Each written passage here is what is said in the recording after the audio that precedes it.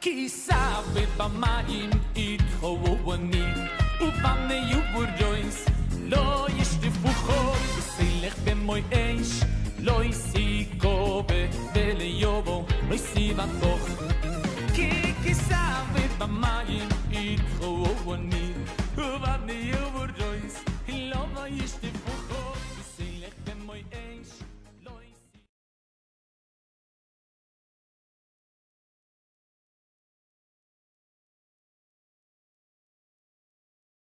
Hades TV Panamá y la congregación Hades Yameinu presentan el estudio bíblico de la semana con el Rosh Dr. Alexis Gómez. Estamos específicamente en el texto de Levítico, capítulo 16, es la Parashat Aharemot. ¿Sí? Vamos a ver algunos aspectos generales, del día de Yom Kippur. Nosotros sabemos muy bien que el día de Yom Kippur es el día 10º del mes séptimo. Es el día 10 de Tishrei. 10 días después de Yom Teruah o de Rosh Hashanah, nosotros tenemos la fiesta de Yom Kippur. La Torah nos habla y luego la tradición nos explica que es un día de afligir nuestras almas, un día de ayuno que realmente es para que podamos interiorizar y entender el mensaje de Yom Kippur y lograr una teshuvah, un arrepentimiento sincero. La parashá de hoy empieza, su nombre es Aharemot, después de la muerte, y como bien fue leído, ¿verdad? La parashá empieza, habló Adonai a Moshe después de la muerte, ¿sí? Aharemot, después de la muerte de los hijos de Aarón, ¿sí? Es interesante que inmediatamente Dios le da una advertencia a los sacerdotes y al propio Aarón que no pueden entrar al santo de los santos si el Señor no los ha llamado, si el Señor no ha dispuesto que así sea para que no mueran, ¿sí? Es una advertencia y les coloca a los sacerdotes un reglamento específico, y aquí es donde empieza a hablar acerca del día de la expiación. Es muy interesante que la parashá empieza hablando de dos chivos o dos carneros expiatorios, ¿sí? Dos carneros, uno expiatorio, disculpe, y el otro pues que va a ser degollado, y el otro va a ser lanzado en un acantilado posteriormente, uno para Adonai y otro para Azazel, ¿sí? Y luego empieza a detallar en la parashá todo el proceso del día de Yom Kippur, las veces que el sacerdote debe lavarse, cambiarse las ropas, colocarse las ropas simples, colocarse las ropas sacerdotales. Y este es el único día, ¿verdad?, donde el sacerdote pronuncia el nombre de Dios para bendecir al pueblo, ¿sí? El nombre real, Yud-Hei-Vav-Hei, el nombre sagrado, impronunciable, ¿sí? Era el único día. Por eso es que siempre la Torah hace cuidado de aquel mandato que dice que no tomarás el nombre del Señor tu Dios en vano. A diferencia de muchas iglesias que mencionan el nombre de Dios, pues en el judaísmo, realmente en la Biblia, el nombre de Dios era mencionado una vez al año, y era para el día de Yom Kippur. No en los demás días, siempre se van a usar los atributos, Adonai, el Señor, el Eterno, como quiera, pero no puede usar el nombre sagrado de Adonai, porque es para cuestiones sumamente sagradas e importantes. Hoy en día se hace uso indiscriminado del nombre de Dios, que representa su esencia y su santidad, ¿sí? El Yom Kippur es un Shabbatón, sábado de sábados, y habla también esta parashá de los sacrificios del tabernáculo. Entre otros temas están las leyes de los sacrificios fuera del tabernáculo, el no ingerir y comer sangre ¿verdad? Ni comer animales no faneados ritualmente, no seguir las costumbres idólatras de otros pueblos. Hay un listado de costumbres paganas. Y por último, la Torá termina hablando en este capítulo, ¿verdad?, acerca de los actos de inmoralidad prohibidos, las relaciones ilícitas que el Señor abomina y que Él prepara el camino para la próxima porción, de la porción Kedoshim, ¿sí?, que habla de santidad. Es muy interesante y es muy curioso que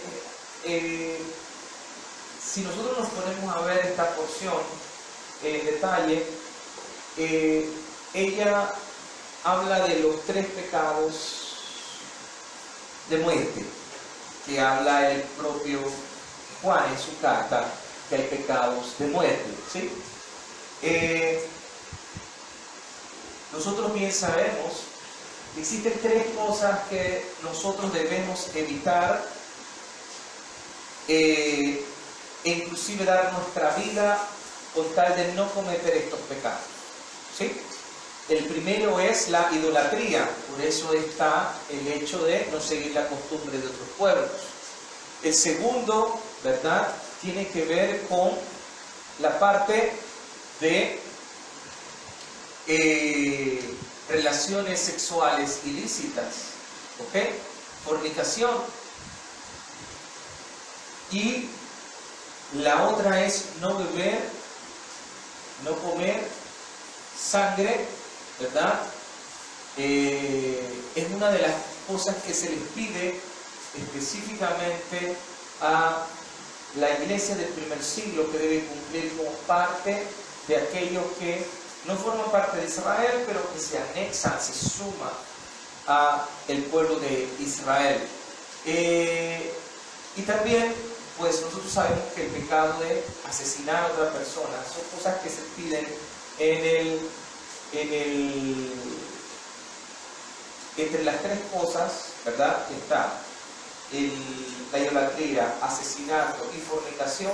Son los 3 pecados que la persona debe evitar, y son los pecados de muerte, que es lo que menciona Juan en su carta, ¿sí? Pero nosotros no nos vamos a centrar en esto en este momento. Queremos hablar acerca del verdadero significado de la expiación en Yom Kippur. ¿Cómo funciona el sistema sacrificial? ¿Qué representa? Hay una cosa que llama mucho la atención cuando nosotros leemos el Salmo 51, ¿sí? Ok, vamos a buscar el Salmo 51.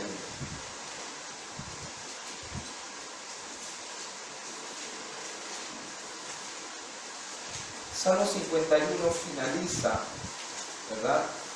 Es la parte en la cual David expresa su arrepentimiento cuando Natán, el profeta, le denuncia de lo que había hecho con Betsabé, ¿se acuerdan? Bien.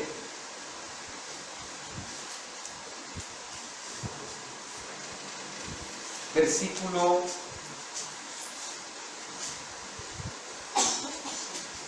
15. Esta es la frase que usamos cuando decimos la amidad. Fíjense muy bien. Señor, abre mis labios y mi boca proclamará tu alabanza. Porque no quieres sacrificios, que yo lo daría. No quieres holocausto. Los sacrificios de Dios son el espíritu quebrantado. Al corazón contrito y humillado no despreciarás tú, oh Dios. Aquí resume todo lo que debería ser el proceso de arrepentimiento, el proceso de expiación. Está en estos versículos, ¿sí? Y lo vamos a ver en detalles con la parashá de hoy. No sin antes vamos a hacer alusión a un midrash. ¿Se acuerdan la historia de Elías en el monte Carmel? y los profetas de Baal. ¿Se acuerdan de esa historia? Voy a contarles el midrash de tras bastidores, vamos a verlo aquí.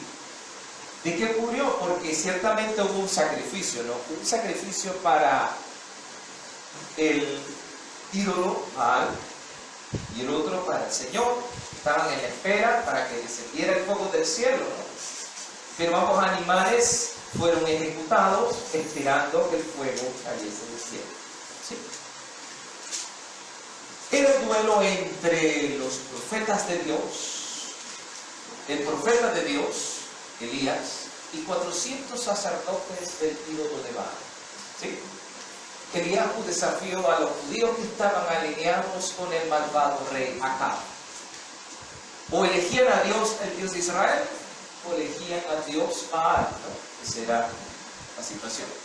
El desafío consistía en que el sacrificio de un toro joven para Dios y uno para Baal, el que lograra que bajara el fuego del cielo y consumiera la ofrenda, ganaba. El perdedor, como has sabido, perdería todo. Mientras elegían a los toros, el que fue elegido para Baal se negaba a moverse de su lugar. Estas son las cosas que ustedes no están aquí, ¿no? Bien. Los 400 sacerdotes de Baal juntos no pudieron moverlo ni un centímetro. Cuando Eliahu interfirió, el toro abrió su boca y se quejó. Mi hermano y yo somos gemelos nacidos de la misma vaca. Crecimos juntos y somos idénticos. ¿Por qué él merece sacrificar el nombre de Dios y yo debo ser ofrendado a un ídolo de fantasía? Esto no es justo. Eliahu le dijo al toro: no te preocupes, tal como el nombre de Dios será santificado por tu hermano, así también tú serás, él será santificado a través de ti. ¿Por qué? Porque a pesar de que él ofreciese ese toro en sacrificio por Baal, se iba a demostrar que Baal no era Dios en realidad, y todo el mundo seguiría al Dios de Israel. Sin embargo, a pesar de los esfuerzos de Eliahu, el toro se negó a moverse y Eliahu tuvo que cargarlo por sí mismo y llevarlo a los sacerdotes de Baal, porque se negaba a moverse.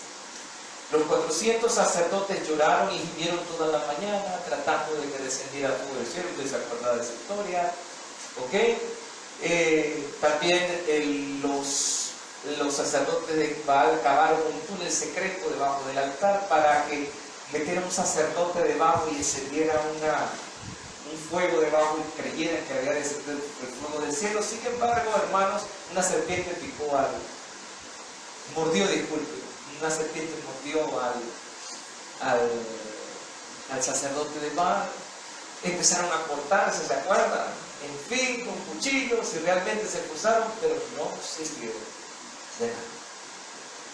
Al mediodía Eliahu se burló de ellos. ¿Por qué no gritan más fuerte? ¿Acaso su Dios está dormido? Parece que se fue de vacaciones y no está disponible en este momento. Antes de la puesta del sol, Eliahu sacrificó su toro, lo puso en el altar y luego mojó completamente la madera y el altar con agua 3 veces. Eliahu proclamó: Dios, respóndeme. Inmediatamente bajó un fuego y consumió el sacrificio, evaporando todo el agua.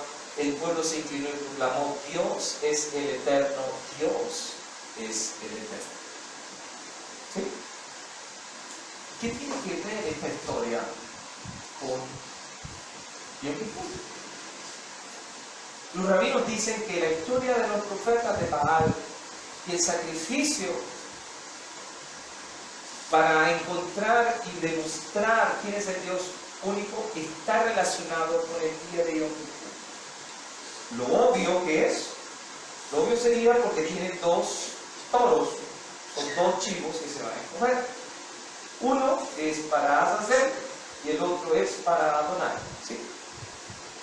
Es muy importante e interesante, hermanos, que los rabinos hacen un paralelo entre las 2 historias. ¿Sí? Y ese paralelo tiene que ver con nuestra vida. Hermanos, no es simplemente venir y estudiar una porción para conocer el significado judío. Esto tiene que trasladarse a nuestra vida cotidiana. Y de eso se trata el estudio de la Torá. La Parashá Haremot habla de el chivo expiatorio, la misma situación que ocurrió en los tiempos de Eliahu posteriormente, con escoger cuál toro iba para el Señor y cuál era para Baal, ¿verdad? ¿Ok? La lección que debemos entender, hermanos, y que va a dirigir todo este estudio, es que tenemos, usted y yo tenemos libre albedrío, la capacidad de elegir entre hacer el bien o el mal. El bien es hacer la voluntad de Dios.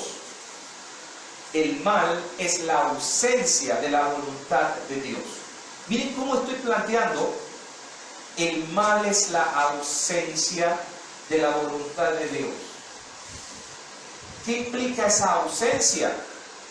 Es que yo he decidido creer que yo puedo hacer lo que me dé la gana, porque yo creo que soy autosuficiente, yo soy el que puedo hacer lo que quiera, no me va a ocurrir absolutamente nada.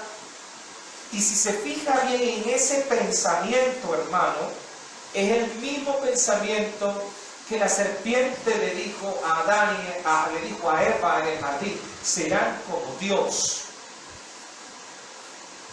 Es el hecho de creer que yo no necesito a más nadie, e inclusive que Dios no me ve y que yo puedo hacer lo que yo desee. Ese es el mal. ¿Se fija? Yo no he mencionado al diablo aquí. Pastor, entonces no existe. Sí existe. Pero él es un siervo de Dios. ¿Ok? Para probar que hay en su corazón. Porque al final de la historia, quien toma la decisión es usted y yo. Y el diablo simplemente está, Samael, Satán, como quiera llamarle, está allí para ver si usted sigue o no a Dios. El mal es esa ausencia de la voluntad de Dios. Y cuando usted, claro, es la creencia de que usted es el que controla, claro, porque eso no es cierto, Dios controla todo, ¿ok? Solo que Él deja que usted crea y Él sigue dándole cuerda y cuerda a los malos, hermanos. Porque como dice el Salmo, ¿qué es lo que dice el Salmo 92? Es que los malvados crecen, los impíos crecen como la hierba. ¿Para qué? Para ser destruidos eternamente. Dios le da campo para que sigan. Y le da campo para que sigan, hermano. No es para que sigan en su maldad, para ver si en ese camino, hermano, se arrepienten. Si abrimos nuestros ojos, pero cuando la maldad llega a un límite, hermanos, que ya los gritos de los que están a su alrededor clamando justicia llegan a oídos del Señor y se acaban los méritos de esas personas, entonces ¿qué hace Dios? Dios los destruye, porque ya les ha dado tiempo para que se arrepientan.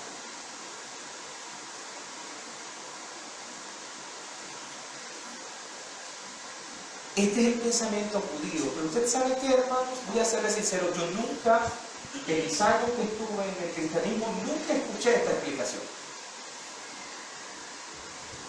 Todo siempre era la pelea entre Dios y el diablo, ¿verdad? Como que sí.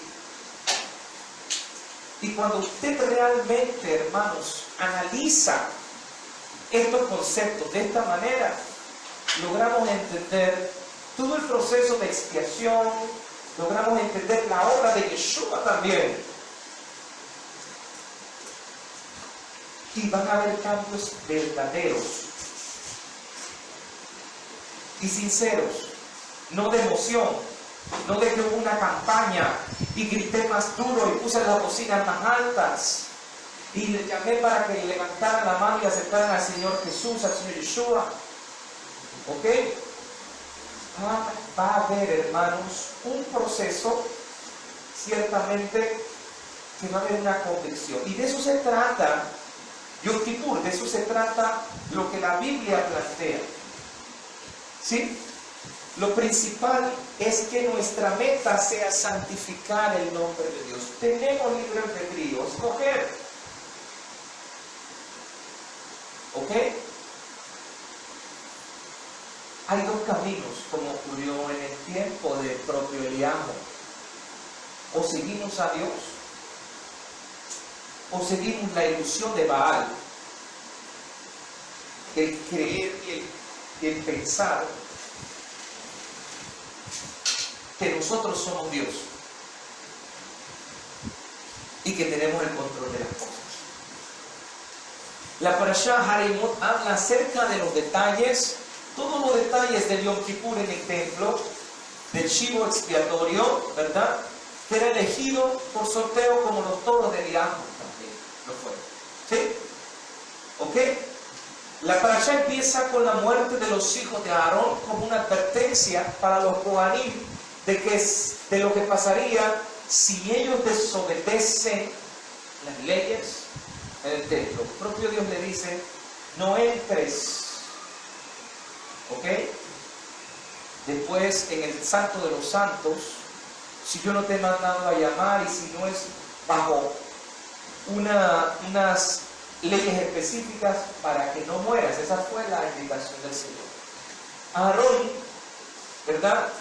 Cuando empezaba el proceso de Yom Kippur, que es lo que nos explica la parashá de hoy, hay una serie de pasos que el sumo sacerdote debía realizar en el momento en que él iba a ofrecer el sacrificio de Yom Kippur.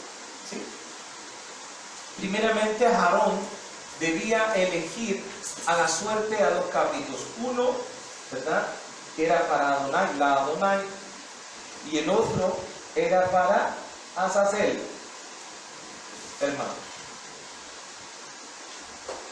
Es muy interesante que en el libro de Enoch menciona que Azazel es uno de los, en el libro de Enoch menciona que es uno de los ángeles caído que se encuentra preso y que fue amarrado, fue colocado en el desierto.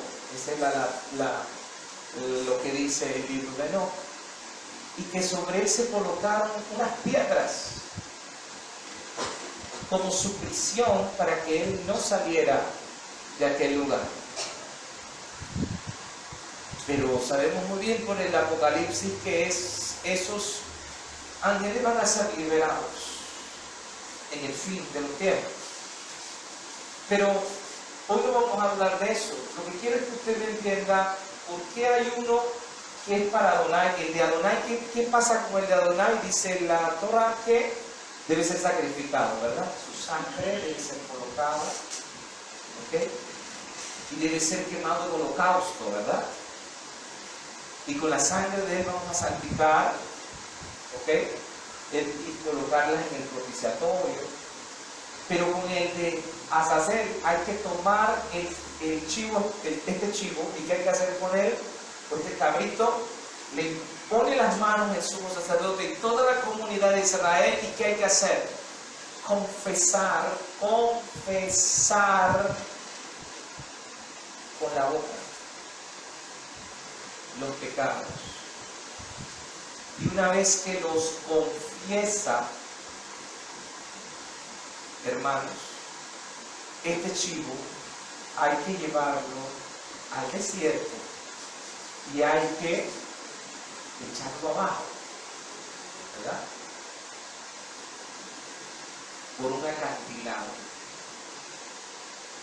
El chivo va a morir antes de llegar abajo. Muere, casi siempre decíamos rabino, él muere de un colapso cardíaco antes de caer. No muere del golpe, ya cuando va cayendo va muriendo por el impacto de la impresión y todo Israel ve la situación de este chivo. ¿Será que el chivo era el que perdonaba, hermano? ¿Será que el que moría acá y el que era lanzado era lo que hacía el efecto? No, hermano. Era la didáctica. El primer chivo era ofrecido por usted y por mí, en nuestro lugar se ofrecía inocentemente, sin él haber cometido nada. Mientras que el otro se llevaba nuestro pecado al desierto, pero además de llevárselo al desierto, muy lejos de nosotros, también nos daba la enseñanza de qué ocurriría o qué ocurre cuando ese chivo tiene sobre sí los pecados. ¿Cuál es la consecuencia o cuál es el castigo que va a recibir? La muerte. Hermanos, si usted logra comprender el significado, a Israel lograba comprender el significado, lograría entender por qué tenía que hacer teshuvah. Tendría sentido. Pero si usted simplemente lo ve como algo que hay que matar un chivo para donar y el otro hay que lanzarlo por el acantilado para deshacer, y ya yo soy libre de mis pecados, no me importa, hermano, usted no tiene conciencia de eso y se convierte en algo rutinario y peor que lo demás. Por eso el rey David que decía en el Salmo: yo tengo sacrificios, yo te los daría, pero tú no quieres holocaustos. Un corazón contrito y humillado no despreciarás tú, Señor. Y esa es la esencia. El simbolismo del chivo expiatorio es el concepto del libre albedrío absoluto. Los dos cabritos eran de igual tamaño, valor, y se veían parecidos, hermanos. Podemos empezar con exactamente las mismas cosas y aún así tenemos la opción, hermanos, de acercarnos a Dios o elegir la opción opuesta a Él, lo cual implica una vida desperdiciada. Usted escoge, usted elige. Somos libres de escoger. Miren, hermanos, que estoy diciendo, somos libres. Aquí no es cuestión de que el diablo tiene la culpa, el diablo me indujo, el diablo me dijo, el fulano me dijo que yo lo hiciera, es que estoy escuchando la voz de fulano, es que el otro me dice que tal cosa, es que me obligaron, es que, porque siempre, por naturaleza, todos nosotros, hermanos, tenemos un mecanismo de autodefensa. ¿Cuál es? Cuando hacemos algo malo, nosotros nos bloqueamos. No fuimos creados para equivocarnos, fuimos creados buenos, dice el texto de la Torá. Pero ¿sabe qué, hermanos? Después de la caída, nosotros tenemos una confusión tan grande que cuando nos enfrentamos, la palabra nos enfrenta, o no simplemente la palabra, la realidad nos enfrenta al error que hemos cometido. ¿Cuál es nuestra respuesta inicial? No, yo no fui, ¿verdad? Y nuestra mente empieza a crear excusas de lo que pasó, hermanos. Mire, eso lo hace sin pensarlo. Empieza a justificarse. Es muy difícil, hermanos, y es aquí donde la Torá viene para arreglar el problema este. Una vez que usted se adentra en la Torá y empieza a estudiar, poco a poco ese sentimiento de justificación va a ir bajando hasta que usted logra, en los momentos que ocurre algo, reconocer lo que sucedió. Pero si usted no camina bajo este patrón, la respuesta inicial del ser humano es que la voz del Yetzer Hara que va a decir siempre dentro de usted: no te preocupes, no ha pasado nada, es culpa de otro. ¿Sí? Entonces, dentro de mí, yo tengo estas dos opciones. Yo soy libre de escoger, pero soy también responsable de las consecuencias de aquello que yo realice. Miren lo que dice Maimónides en un libro llamado Leyes para el Arrepentimiento. Él dice lo siguiente acerca de la porción de Haremot. El chivo expiatorio, ¿ok? Tiene, miren lo que explica Maimónides, él tiene la capacidad de expiar por todos los pecados de la Torá, ya sean ligeros o graves, sin importar si la transgresión fue hecha de forma intencional o no, e independientemente de si la persona tiene conciencia de pecado o no.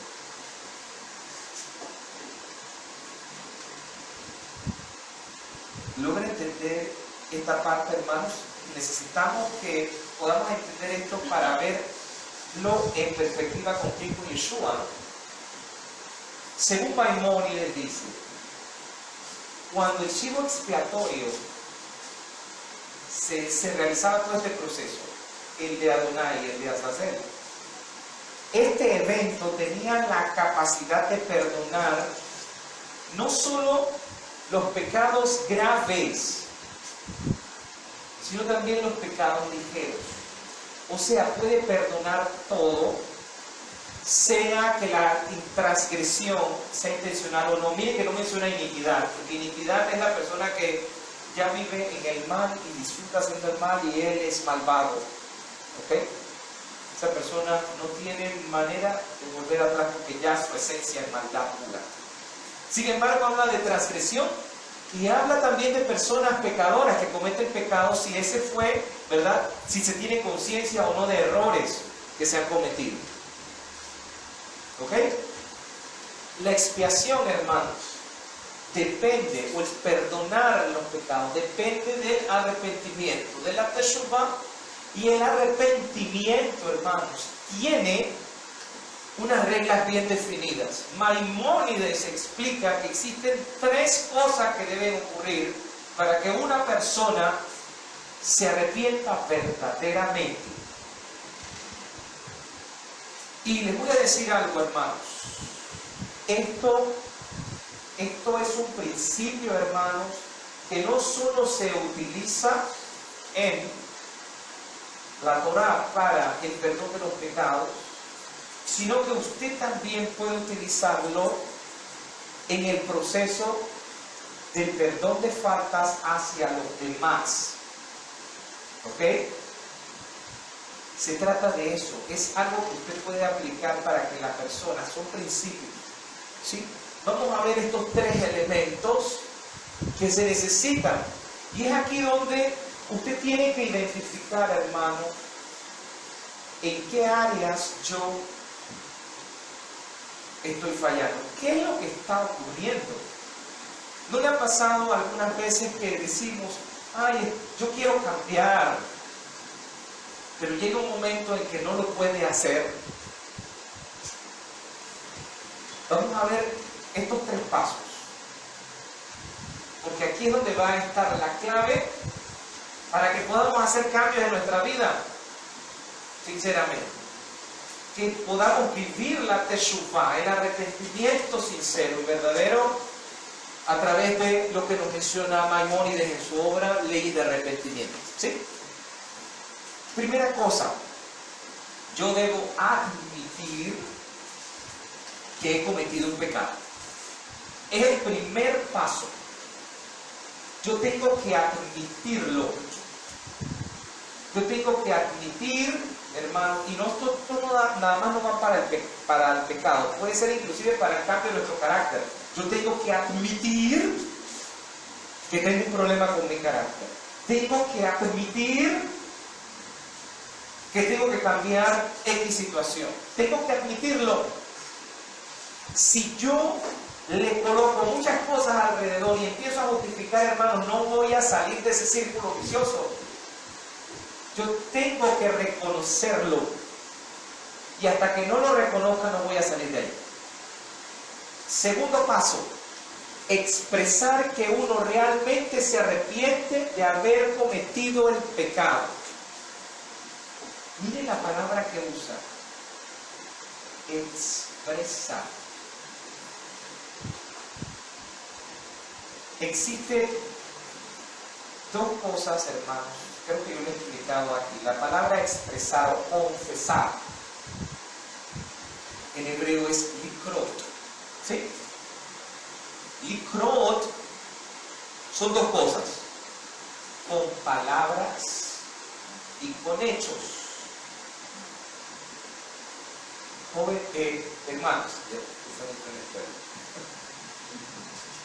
Hermanos, ¿qué sucede? Nuestros sentimientos, emociones, están adentro de nosotros. Nadie las ve. Nadie las puede percibir, a no ser que usted las exprese. Cuando a usted le gusta algo, cuando a usted le agrada algo, cuando le disgusta algo, la mejor manera de expresarlo, que lo entienden los demás, es a través del háblalo.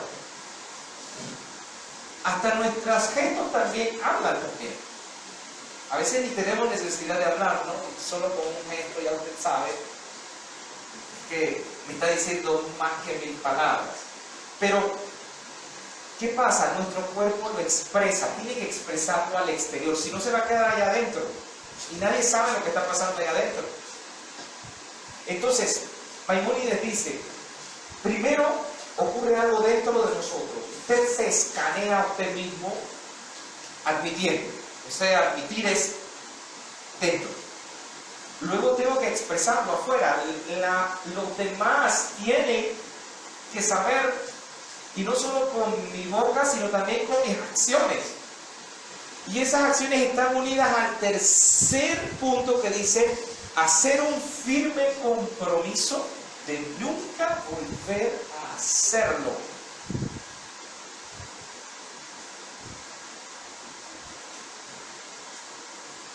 Analicemos nuestra vida, hermanos. La gran mayoría de las veces, en todos los ámbitos de nuestra vida, sea con el pecado, o sea por cambiar algo de nuestra vida, o querer hacer algo en nuestra vida, la gran mayoría de las veces no logramos nuestros objetivos. ¿Usted sabe por qué? Porque o nos quedamos en el punto 1 y de ahí no nos movemos. Hay algunos que ni siquiera en el punto 1 empezaron. O nos quedamos en el punto 2 porque compromiso es demasiado. Entonces es demasiado peso para mí. No. Yo simplemente reconozco, puedo confesar y hasta decir voy a cambiar, pero compromiso no, eso me cuesta mucho. La pregunta es, ¿cómo eso puede cambiar? ¿Será que puede cambiar? ¿Será que yo lo puedo lograr? Y es aquí donde entra Yom Kippur. ¿Se recuerdan lo que decía Maimónides? Dios perdona todos los pecados, ligeros, graves, el de Yom Kippur, ¿no?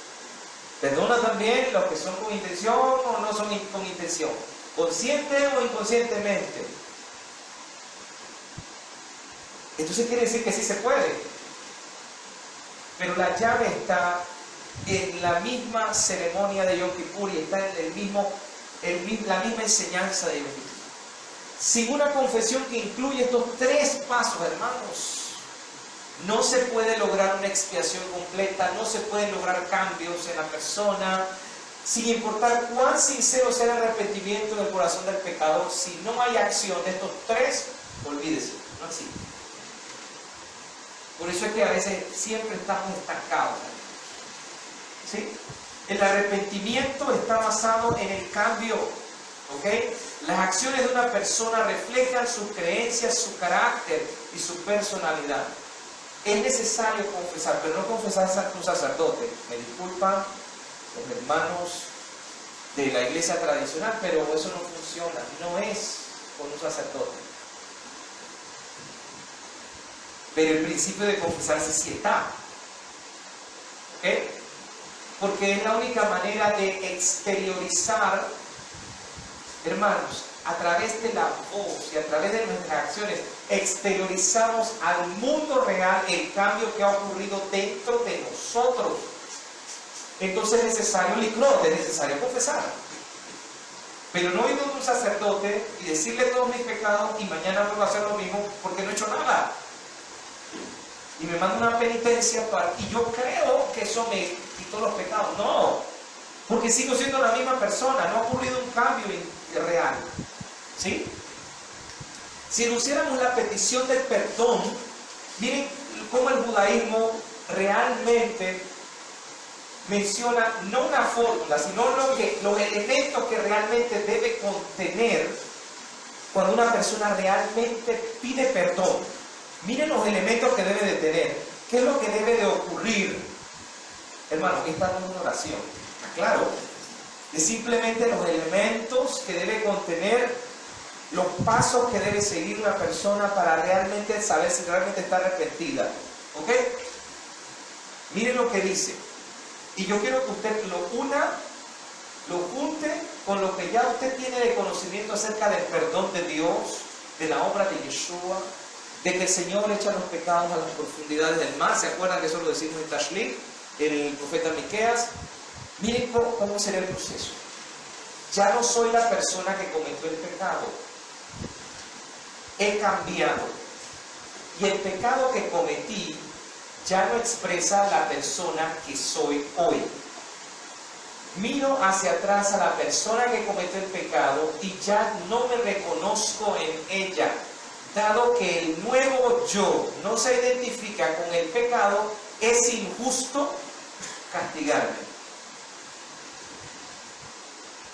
¿Ve el concepto, hermano? El verdadero arrepentimiento es el siguiente. Una persona reconoce y admite su condición. Cambia radicalmente su manera de ser porque ya ve su error, mira las consecuencias de su error y decide hacer un giro total en su vida. Inmediatamente que él hace un giro en su vida, hermanos, ¿qué va a suceder? Esa persona ya no es la misma, porque ella cambió. Y cuando esa persona mire hacia atrás, hacia él mismo que cometió el pecado, no se va a poder reconocer. ¿Por qué? Porque él ya ha cambiado verdaderamente. Ese es el concepto del bautismo. Y eso es lo que debería ocurrir en el bautismo. Porque usted muere al pecado y resucita con él. Pero si la persona simplemente fue a hacer un ritual y a sumergirse en agua, pero sin hacer absolutamente nada, es como aquel, dice los sabios en el Talmud, es como aquel que se sumerge en las aguas del bautismo para arrepentimiento, pero en su mano tiene un animal impuro. Y por más que se sumerja, sigue estando impuro. Porque no le vale, no hay un cambio. Si realmente yo he cambiado, si realmente yo he hecho un giro y ya yo no soy el mismo de ayer que cometió el pecado, entonces Dios puede perdonarme y podemos decir lo que dice el profeta Miqueas: Él echa nuestros pecados en lo profundo del mar. Ahí sí. Pero ¿saben qué hacemos nosotros, hermanos? Tomamos ese texto bíblico y decimos, no, Dios es amor, Dios lo perdona todo. Él va a echar mis pecados en lo profundo del mar. Como que si Él es el que cargara con nuestros pecados, Él es el que llevara todo y nosotros no tenemos ningún compromiso, ¿verdad? Esa es la idea. Ah, no importa, pequé hoy, voy donde el Señor Jesucristo, le pido perdón y ya. Qué fácil es, sin compromiso. Miren la perspectiva judía. La perspectiva judía implica compromiso, implica que usted y yo cambiemos. Para que realmente haya un perdón, tenemos que cambiar. No hay otro camino. Cuando esta declaración expresa la realidad interna, si el cambio es real, ¿ok? Dentro, y yo lo expreso en mi boca, confieso al Señor Jesucristo como el Señor y el Mesías de mi vida. Y este fue el gran problema que tuvo Charles Finney cuando creó en el siglo XIX, esa moda de que hay que hacer una oración de fe, ¿verdad? Antes no existía eso.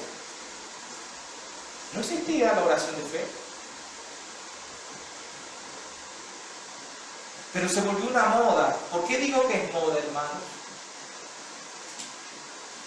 Porque Charles Finney, como muchas personas hoy en día lo hacen en las iglesias, simplemente para dar el paso a que la persona entre a la congregación.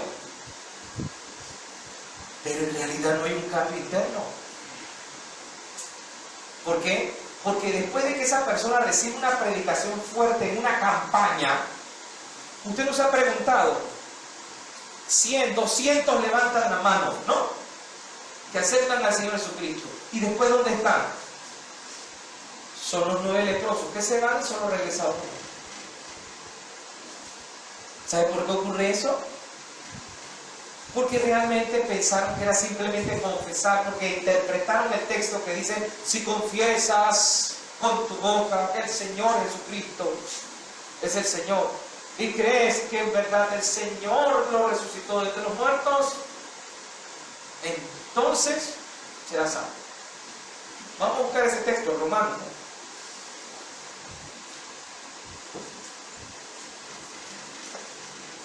Romanos.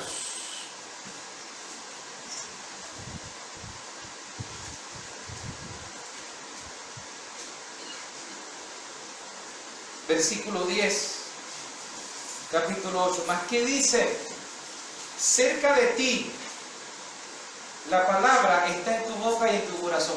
Hermanos, este es el texto de Deuteronomio, capítulo 30, versículo 14. El propio Pablo está citando Deuteronomio y quiere que le diga cuál es la interpretación judía de ese texto.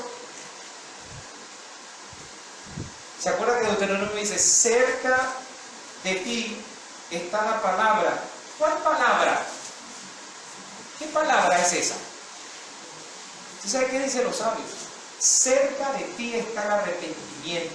Muy cerca. No tienes que cruzar del otro lado del mar, ni subir al cielo, ni bajar al abismo. No necesitas decir, está tan lejos lograr el arrepentimiento. Está cerca de ti. Está en ti. En tu boca, hermano, confesar, ¿se acuerdan? Y en tu corazón, admite y confiesa y haz cambios en tu vida. Y esta es la palabra de fidelidad. Esta es la palabra de arrepentimiento que nosotros, dice el propio Pablo, predicamos. Si confiesas con tu boca, no solo con tu boca, sino con tus acciones también, que Yeshua es el Señor, es decir, que ya tú no eres el que dominas tu vida, sino que Jesús es el que te guía como rabino y maestro tu vida, y ya no somos nosotros con nuestras pasiones. Eso es lo que significa, hermano. Y creyeres en tu corazón que Dios lo levantó de entre los muertos. Hermano, logre ver la unión de la parashá de hoy. La parashá de hoy habla de que la persona muere a Harei Mot después de la muerte, es producto de desobediencia. Porque Nadab y Abihu no hicieron lo que debían hacer y la consecuencia de su muerte, la consecuencia de su pecado es la muerte. Y el propio Dios le dice a Moisés y a Aarón: sigan estas instrucciones para que no mueran. Así dice el texto de hoy, ¿no? Pero si usted cree en su corazón que el Señor, que Dios resucitó a Yeshua de entre los muertos, es decir, que usted acepta dentro de sí que el problema de la muerte está en que desobedecemos y que Yeshua es el mejor ejemplo para que aprendamos obediencia y por eso Dios lo resucitó de entre los muertos, entonces ¿qué? Ya sabe. Porque con el corazón, en lo de adentro, se cree para justicia, pero con la boca, con mis acciones, se confiesa para salvación.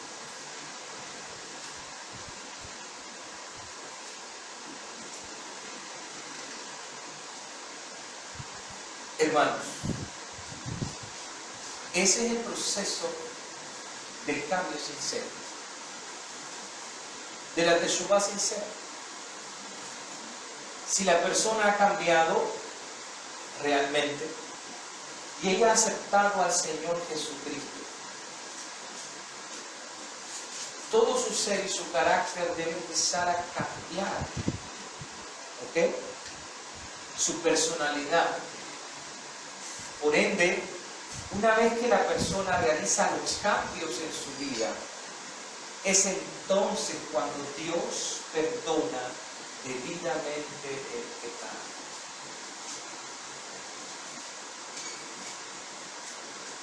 Porque creen que en muchas ocasiones Yeshua dice a las personas: tus pecados te son perdonados.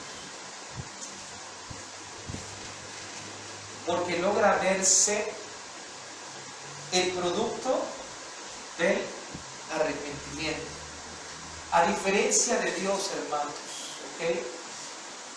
Hay un proceso para cambiar, pero a diferencia de Dios, nosotros no logramos ver el interior de las personas. Nosotros no lo podemos ver.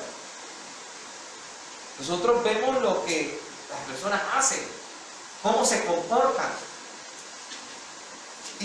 Y sabemos muy bien que de la abundancia del corazón, lo que está dentro, habla la boca y las acciones se hacen. O sea que la boca habla lo que el corazón está lleno. Y si yo digo realmente que voy a cambiar, debería haber ocurrido. Si realmente ocurrió un cambio dentro de mí, afuera debe verse. Si no, hermanos, entonces no ha ocurrido ningún cambio. Nosotros los seres humanos no podemos ver los corazones, pero sí podemos ver las acciones, hermanos. Y es aquí donde yo llego al punto de que muchas veces, como dice el propio Yeshua, por sus frutos los conoceréis. Cada uno de nosotros puede ver si una persona ha cambiado realmente por su fruto. Nosotros no tenemos la cualidad que tiene Dios de sí ver los corazones. ¿Ok? Pero realmente lo único que podemos ver es lo externo. ¿Ok? La esencia de una persona es su carácter. Y cuando hay un profundo cambio de carácter en alguien, estamos hablando de una persona completamente nueva. El arrepentimiento implica modificar nuestras antiguas características de la personalidad, ¿verdad? Somos incapaces de alterar nuestra altura, no podemos ser más altos, ni tampoco aumentar nuestro coeficiente intelectual. Ya cada uno de nosotros tiene la medida que Dios nos ha dado. nuestras cualidades, nuestros dones, talentos. Dios nos ha dado un sinfín de cosas. No podemos cambiar esos dones, pero, sí podemos cambiar nuestro carácter. Eso sí está en nuestro control. Nosotros podemos decidir cambiar.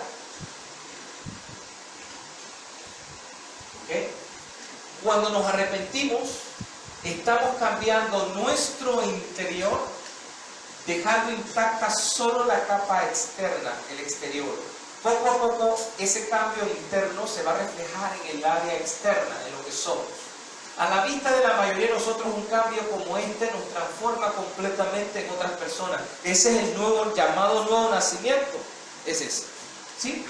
Pero no podemos modificar nuestras características de personalidad sin modificar la parte más interna de nuestros seres, deshaciéndonos de nuestro antiguo sistema operativo que estaba a cargo de dirigir nuestros impulsos. O sea, yo no puedo tener un cambio si realmente yo no cambio mis hábitos, mi forma de ver el mundo. Yo tengo que cambiar todo completamente, porque si no, esos antiguos hábitos y costumbres me van a volver a llevar de nuevo a hacer lo mismo que hacía antes. Por eso es que es ineficiente. Muchas veces las personas quieren cambiar, pero no pueden, porque vuelven de nuevo a lo mismo. Confiesan de que tienen un problema, hacen lo posible, ¿verdad? Lo admiten, lo confiesan, pero no logran ver el cambio. Es como cuando usted ve el proceso para restablecimiento de personas como alcohólicos anónimos. Es todo un proceso. ¿Y qué tiene que hacer la persona? Cambiar los hábitos que tenía. Porque si no, vuelve nuevamente a caer en lo mismo. Por eso es que no salimos muchas veces. El habla es el único método, como ya dijimos, para expresar lo que está internamente. Es mediante el habla que podemos expresar nuestros sentimientos, y lo que está en nuestra mente. Cuando lo expresamos, ellos se vuelven en cierto sentido parte o realidad en el mundo exterior. Verbalizar nuestros sentimientos y arrepentimiento por medio de confesar los pecados que hemos cometido es nuestra forma de deshacernos de nuestros antiguos pensamientos y actitudes, remover los sentimientos que nos llevaron a cometer nuestros pecados por medio de decirlos en voz alta, confesarlos.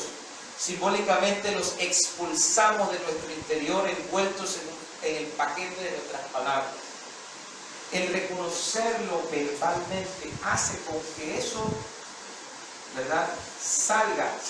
No simplemente pensarlo, sino también exteriorizarlo y sacarlo de nosotros. Estoy dispuesto a cambiar en tal área porque yo tengo este carácter y tengo que mejorar esta área. Ya verbalizando, trayendo a la realidad, hermanos, la palabra tiene mucho poder. Es más, por la palabra fue creado el mundo, ¿no? Entonces, si yo declaro con mi palabra el cambio, estoy haciéndolo expresivo a la realidad, al mundo real, para que esas cosas se vuelvan tangibles. Ahora, no es simplemente venir y confesarlo, sino también, como dice el último paso, es un trabajo entonces todos los días están luchando para que cambien esos viejos hábitos y entren nuevos hábitos para que cambie mi manera de ver el mundo y de hacer las cosas. ¿Sí? Cambiar es difícil, hermanos. Por lo general nos arrepentimos de nuestras acciones, pero rara vez tenemos cambios permanentes en nosotros mismos. Por lo general repetimos nuestros errores pasados y de nuevo empezamos y nos arrepentimos una y otra vez. De nuevo volvemos al mismo punto. A pesar de que tenemos el arrepentimiento, hermanos, el problema está en que el tercer paso es: no voy a volver a regresar a ese punto, no voy a volver a hacerlo. Necesitamos ayuda entonces para cambiar. Y es aquí donde entra Yom Kippur. Si usted se fija, hermanos, hay 3 niveles básicos en nuestra alma, ¿sí? Y esos tres niveles básicos, hermanos, representan específicamente el tabernáculo, ¿ya? La Neshama, ¿ok? Tres niveles que están en este plano físico. Hay dos más que están en el plano espiritual completamente, que nos unen y nos hacen imagen de Dios. Es por eso, ¿sí? Está la Neshama, es lo que nos une a la divinidad, es lo que nos mantiene vivos, ¿ok? Luego viene el plano del Ruach o del espíritu, que es el yo espiritual, ¿ok? Es la parte del reconocer de que somos seres espirituales, que necesitamos, por ejemplo, oración, necesitamos comunicarnos con Dios, comunicarnos con esa Neshama, la parte o la parte divina, lo que nos mantiene como imagen y semejanza de Dios. Tenemos el conocimiento espiritual y después tenemos el conocimiento material, que sería el nefesh, los sentimientos, las emociones, ¿ok? Todo lo que es material y físico, ¿ok? Bien, cada parte del santuario representa una de estas tres áreas. El atrio representa el nefesh, sentimientos, emociones.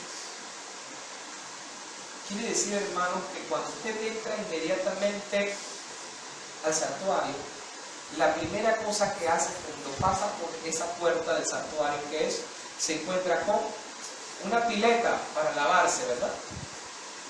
Se encuentra con ¿qué más? Con un altar de sacrificios para sacrificar la carne, quemar la carne, ¿ok? Y cuando pasa al siguiente estadio, el siguiente punto, ¿ok? Usted entra en el santuario, el Ruach, en el lugar santo. En el lugar santo está la menorá, están los panes, ¿ok? Y está el altar del incienso. Una vida completamente espiritual, siendo guiados por Dios, la lámpara, comprendiendo que no solo de pan vive el hombre, sino de toda palabra que sale de la boca de Dios, y comprendiendo que nuestra vida es una vida de comunión y comunicación con Dios, es el altar del incienso. Pero luego el tercer punto es, el tercer nivel es la Neshama, lo que nos une a la divinidad. Y ese es el santo de los santos, y ese está dividido por una cortina, ¿verdad? El parajé. Y que solamente puede cruzar para llegar a él una vez al año. ¿Cuándo? El día de Yom Kippur. Y aquí está el punto importante. ¿Qué Yom Kippur tiene que ver con mi vida? ¿Qué Yom Kippur tiene que ver con el cambio? ¿Qué Yom Kippur tiene que ver con el arrepentimiento? ¿Sí? El sumo sacerdote entraba en el santo de los santos, el Yom Kippur, en el nivel de la Neshama. ¿Cuál es el nivel de la Neshama, hermano? El más alto, el nivel en el cual nos recuerda que somos imagen y semejanza de Él. ¿Y qué sucede? ¿Qué es lo que pasa con nosotros? ¿Por qué no podemos tener acceso, hermanos, a ser imagen y semejanza de Dios? ¿Y por qué yo no puedo atravesar esa cortina y cruzar al otro lado? ¿Por qué? Porque hay una lucha. ¿Entre quién? Entre los sentimientos, las emociones y lo espiritual que hay. Entre el nefesh y el ruach. Es la lucha que tenemos todos los días. La lucha entre querer hacer el bien, pero no puedo hacerlo porque mis sentimientos y emociones no me permiten. Esa lucha, ¿ok? Es la que perdimos cuando comimos del fruto prohibido. A partir de ese momento, hermanos, nosotros quedamos privados de tener acceso directo a Dios. ¿Y qué hizo Dios? Colocó unos querubines en el árbol de la vida para que no nos acercáramos más a Él y nos alejáramos. Pero solamente es posible, hermanos, volverse a acercar a esos querubines y al árbol de la vida con una cosa: el día de Yom Kippur, con expiación, con arrepentimiento. ¿Cuál es la clave? Quiere acercarse a Dios, quiere llegar al nivel en el que estábamos en el jardín del Edén, imagen y semejanza de Dios, donde no había dicotomía entre espíritu y alma y el sentimiento y las emociones. Necesitamos el arrepentimiento. Por eso Dios puso los querubines. Si Él come del árbol de la vida y vive para siempre, teniendo esa dicotomía, este mundo se acaba, ¿no? Ya a veces hemos acabado con este mundo hace tiempo. Entonces, hermanos, esa confusión es producto de ello, de esa lucha que hay entre el alma, el nefesh, los sentimientos y las emociones, y el ruach, lo que es la parte espiritual de nosotros.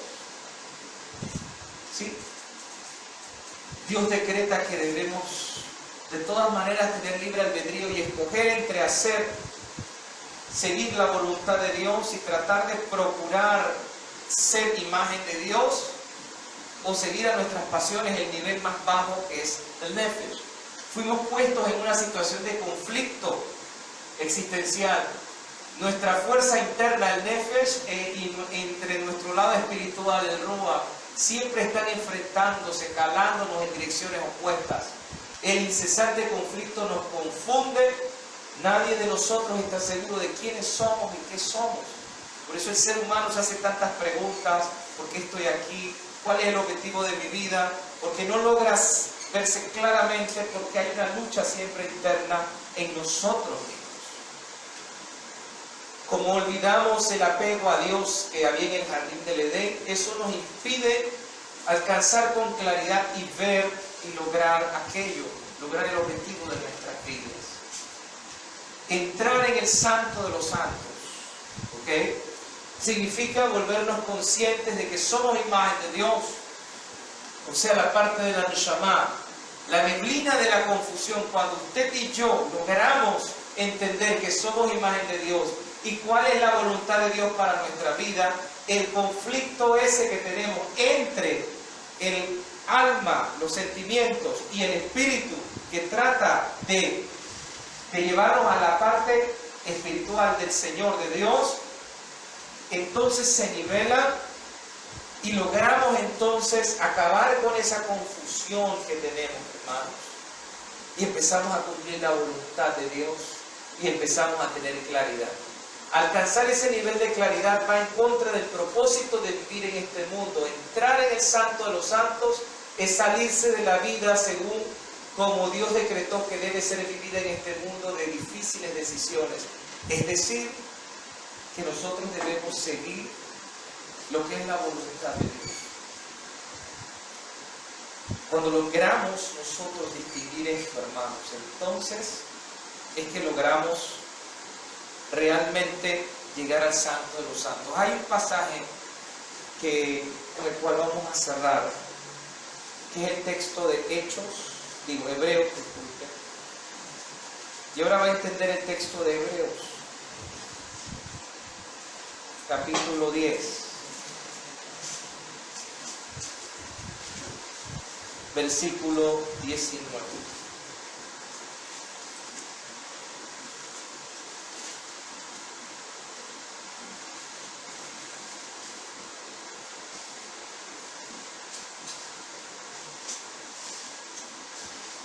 Siempre se ha leído este texto como una forma de decir: ya no es necesario el templo, porque Cristo quitó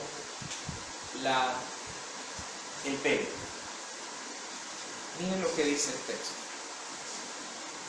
Así que, hermanos, teniendo libertad para entrar en el lugar santo. Curioso, mire la palabra que usa. Teniendo libertad, teniendo libre albedrío. Para entrar en el lugar santísimo con la sangre de Jesucristo, por el camino nuevo y vivo que Él nos abrió a través del velo, esto es de su carne, y teniendo un gran sacerdote sobre la casa de Dios, acerquémonos ¿con qué? Con corazón sincero, de mala conciencia, corazón sincero, en plena certidumbre de fe, purificados de corazón, de mala conciencia y lavados los cuerpos con agua pura. Mantengámonos firmes, sin fluctuar, la profesión de nuestra esperanza, porque fiel es el que lo prometió.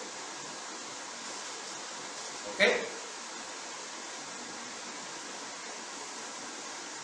Con esto que hemos estudiado, hermanos, ya hemos visto que necesitamos tres cosas para el arrepentimiento. Necesitamos admitir, necesitamos confesar y necesitamos tener convicción de no volver a pecar. Hemos visto también que cada lugar del ritual del Yom Kippur tiene que ver con áreas de tres niveles de nuestra alma, de nuestra existencia. Que el atrio representa los sentimientos y emociones, que el lugar santo representa la parte espiritual nuestra, y que el santo de los santos representa volver a la imagen inicial que teníamos antes de la caída en el Edén. Es volver a brillar y tener la imagen, ser la imagen de Dios. ¿Ok? Cada nivel representa esta parte. Hemos visto también que en nuestra vida es una lucha entre la parte material, nuestra carne, nuestros sentimientos, emociones, pero también una lucha entre el lado espiritual. ¿Ok? A veces hay personas que se dejan llevar por ese nivel espiritual y en lugar de buscar a Dios buscan otras cosas, por ejemplo la brujería, hechicería, etc. Porque el hombre tiene esas dos connotaciones, tanto la parte material como la parte espiritual. Pero ¿cómo yo logro alinearlas? Las logro alinear si yo vuelvo al estado que me encontraba en el jardín del Edén. Pero ese estado en el que me encontraba en el jardín del Edén, ¿cuál es el problema, hermanos? ¿Dónde está ubicado? En el Santo de los Santos. Pero en el Santo de los Santos hay un velo que no me deja cruzar. ¿Y cuál es la causa por la cual no puedo cruzar? Porque soy un pecador. Porque comí el fruto prohibido y el árbol de la vida quedó completamente obstaculizado por dos querubines que no me dejan cruzar, para no vivir para siempre en la maldad. O sea, Dios nos cuida. Imagínense que tomamos del árbol de la vida y vamos para siempre teniendo la condición en la que estamos, de confusión. ¿Qué dice el libro de Hebreos? Yeshua quitó el velo. Pero al quitar el velo, no es que usted va a hacer lo que le da la gana. Porque si usted cruza del otro lado sin resolver el problema anterior, es como que si comiera del árbol de la vida y viva para siempre sin haber solucionado el problema. Y este es el punto que yo quisiera que entendiéramos, porque esto se ha predicado en muchas iglesias, como no importa, ya tenemos acceso al Santo de los Santos, ya el Señor Jesús nos santificó. Es un momentito. Pero usted y yo sabemos que la santificación depende primero de Dios, pero también depende de nuestras acciones. Si yo no logro arreglar el conflicto que hay entre Nefesh, ¿ok? Y entre el Ruach, entonces yo no he solucionado nada. ¿Por qué creen que el texto dice que tenemos acceso? ¿Ok? Pero miren lo que dice: acerquémonos con corazón sincero. Miren las palabras que utiliza. En plena certidumbre de fidelidad, es decir, voy a ser fiel y obediente. Purificados los corazones, ¿de qué? De la mala conciencia. Lavados nuestros cuerpos con agua pura. Sí, el Señor Yeshua abrió el velo que había, la separación que había, porque aquel que sigue su camino y que le imita y le acepta como el Señor y el Mesías de su vida, va a lograr vencer la pelea que hay entre el alma, el nefesh, porque Él nos demostró que es posible vencer. ¿Se acuerdan del huerto de Getsemaní? Él no entró en una lucha, sí entró en una lucha. ¿Qué decía su nefesh? Aparta de mí este cáliz. ¿Y qué fue lo que dijo el Ruach? Pero que no se haga mi voluntad, Señor, sino la tuya. Él logró equilibrar, hermanos. Y hasta que nosotros no tengamos ese equilibrio, hermanos, Él ya abrió el camino. ¿Para qué? Para que podamos ser imagen de Dios tal cual como fue en el inicio. Ese es el verdadero nuevo nacimiento. El verdadero nacimiento no es venir y bautizarse en una iglesia o hacer el bautismo por inmersión. Es un cambio real. Y el cambio es un proceso, ya lo hemos visto. No es de la noche a la mañana. Pero Él ya abrió el camino. ¿Qué quiere decir abrió el camino? Que Él nos demostró que es posible volver. Pero solo no podemos. Y aquí es donde entra la convicción, ¿verdad? El hecho de levantar nuestra firme convicción de no volver a pecar. Y es aquí donde termina diciendo lo siguiente la carta de Hebreos. Miren lo que dice. ¿Quieres tener la firme convicción de que no vas a volver de nuevo al mismo lugar donde estabas? No basta todo esto. Recuerda que son 3 pasos. Reconoce, admite, confiesa, empieza a hacer un cambio. Y tercero, convicción de no volver de nuevo a hacerlo. Bueno, miren. Considérense unos a los otros, estimúlense en amor y en las buenas obras, no dejando de congregarse como muchos tienen por costumbre. ¿Ya entiende por qué? Porque la única manera que usted y yo estemos firmes es que el otro que está al lado me ayude a no olvidar mi compromiso que hice. Entonces, ¿qué? Usted me estimula a mí, yo estimulo al otro hermano, y así nos estimulamos unos a los otros para mantenernos firmes en la fe. Ese es el proceso. Porque no vamos a salir de este mundo. Conflictos habrá. Tentaciones, las tentaciones van a seguir. Usted va a tratar, usted empieza, resuelve el conflicto entre alma, entre sus sentimientos y lo espiritual. El Señor Yeshua abre para que usted tenga acceso y pueda comprender la voluntad de Dios, pero estamos todavía en este mundo, un mundo que usted va a tener que ir a trabajar, un mundo que se va a encontrar el jefe que le grita, un mundo en que se va a encontrar que el vecino molesta, que tiene que arreglar el problema con sus hijos, o sea, ese mundo no va a cambiar, ese mundo va a seguir y seguir y seguir, y usted se va a sentir ahogado y con ganas de volver a regresar al mismo punto donde estaba antes. Entonces ahí, ¿qué es lo que dice? Firme convicción de no volver a caer de nuevo. ¿Cómo?